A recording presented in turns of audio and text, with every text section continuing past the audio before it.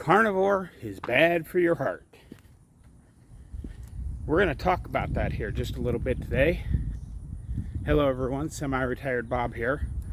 I talk about the carnivore diet, all things related to the carnivore diet, and miscellaneous odds and ends. If you're new to the channel, welcome. I'm glad you're here. If you're wondering what you're watching, basically you're watching me walk. The interesting thing about this is that a little over 2 years ago, I couldn't do this. I could barely stand for a couple of minutes without severe pain. Now I'm out here walking every day. If you're returning to the channel, welcome back. It means a lot to me that you spend just a few moments of your day with me. So why don't you all help me out just a little bit? Go ahead and drop down in the comments and say, "Hi, Bob." Hit that thumbs up button. And if you haven't subscribed yet, please consider subscribing.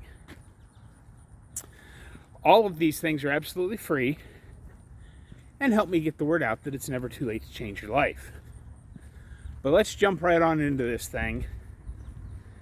Now, we have to remember that I'm not a doctor. I don't play one on TV. I'm just an old retired truck driver. But I'm going to tell you what's happened to me so that you know. Am I saying that my results are going to be the same as your results? Nope. I'm just telling you what happened to me. As most of you probably know, I had a triple bypass surgery about 6.5 years ago. Now, when I came out of the hospital, I don't know if you guys know what, I certainly don't know. I still don't know. It's something about the volume of your heart putting out whatever. There's a thing called ejection fraction. And I did a little research on that. And apparently if your ejection fraction is 30 or below, it's considered that you're in full-blown heart failure. And above 30 up to about 45 or so is considered reduced function. And then I guess it goes all the way up to 70 something. It doesn't go all the way to 100. I'm not sure how they figure that, but that's the way it goes. And also in talking about hearts, there's a thing called a CAC score. That's where they take pictures of your blood vessels and determine how much calcification you have.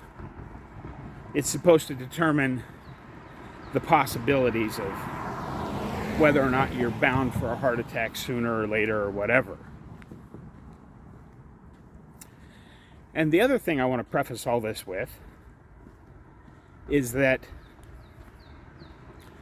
so many times when we hear people talking about statins, they'll say, "Oh, well, but if you've had a heart attack or you're using it for secondary prevention, that's probably a good thing."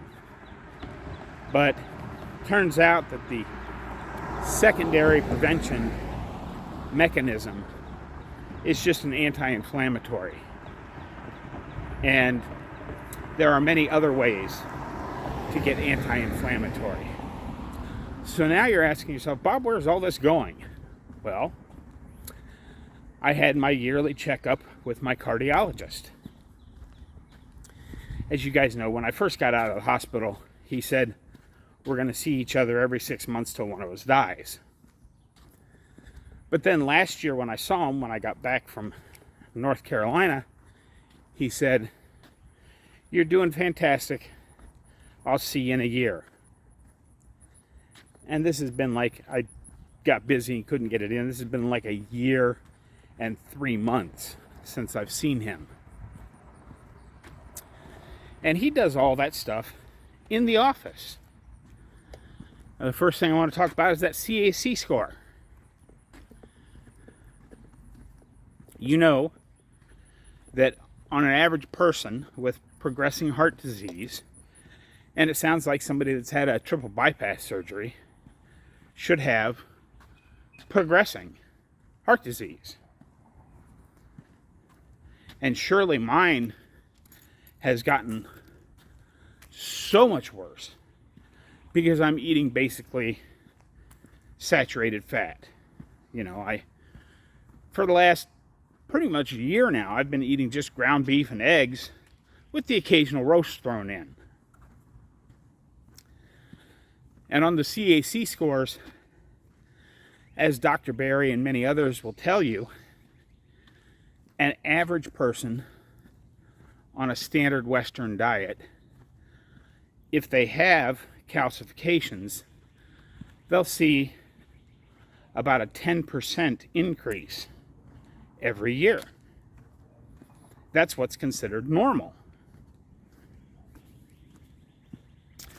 Well, I'm happy to report that my CAC score, it didn't go down a lot, but it went down 8 points, which doesn't sound like a lot.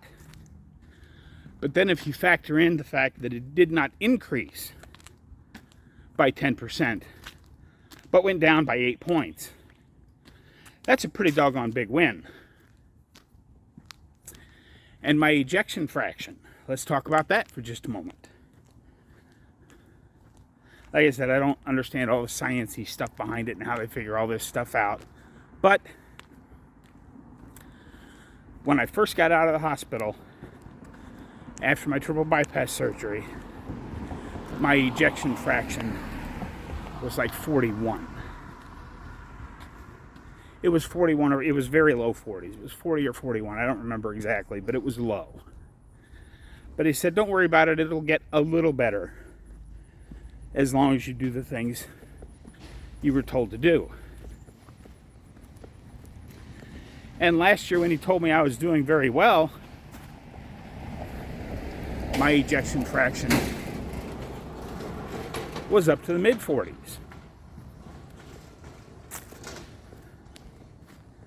So that was a really big improvement on just 1 year of carnivore. And at this year's cardiology appointment, my ejection fraction was up to 57. Is it perfect? No. It's still in the low end of normal range. But considering where I started, and the fact that fatty red meat, eggs, butter, all that kind of stuff is supposed to be so terrible for your heart, how is it that I've gotten better? Is it the diet? Probably, but I can't say yes. Is it all the walking I do? Probably has something to do with it, but I can't say that's it either. Is it the Cerule nutraceutical products? I'm not allowed to say that that's it, and I don't know. All I know is that everything I'm doing together, along with the push-ups and the sit-ups and the yard work and everything else I do, that all adds together to really big gains in my heart. So you can say what you want. Like I said, this is not a claim that the carnivore diet will heal your heart.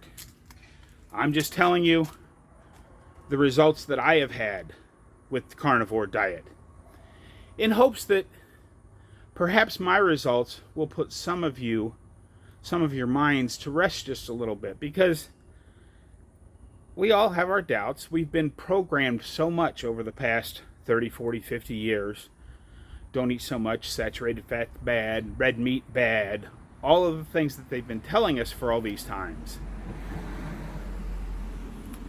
Yet here I am, still standing, still walking, still improving.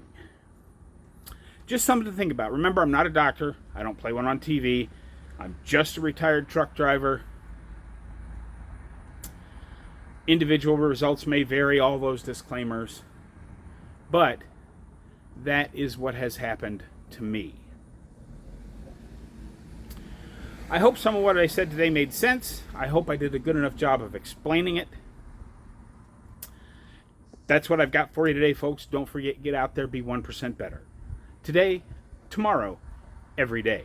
Have a great day, folks. I'll see you in the next one.